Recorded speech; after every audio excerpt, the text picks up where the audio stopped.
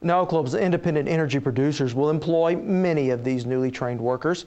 Recently, I sat down with Dewey Bartlett Jr., head of the Oklahoma Energy Resources Board, to talk about the future of the smaller guys. So with this good time that we're seeing in the oil patch, how do we avoid that boom, then bust cycle that we've seen in the past? Boy, it's difficult. But I do believe that one of the real ways that it can be avoided is the responsibility of the companies themselves. Many years ago, we had a recession in the industry, and through no fault of their own, prices dropped, but the companies weren't prepared for it. They had too much bank debt. They had over-leveraged themselves. They had hired too many employees. They were doing things that really were not part of their business plan. And when prices dropped, they had to lay off a huge number of people, and then many of them went out of business.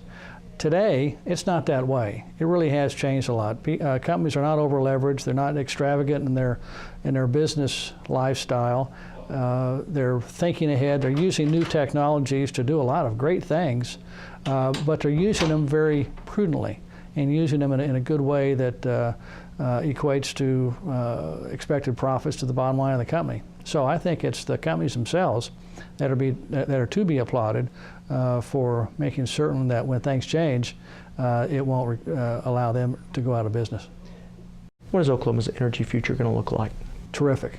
We're in very, very good shape. We're very fortunate in Oklahoma, where we have about the third largest amount of natural gas reserves that are in our borders of our state.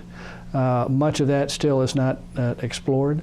That's a huge asset for us.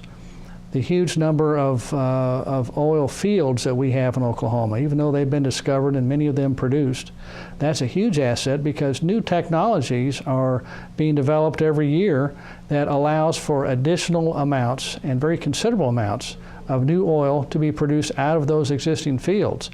That's a huge asset right there. We already have access to them because we have existing wells that go into those old fields.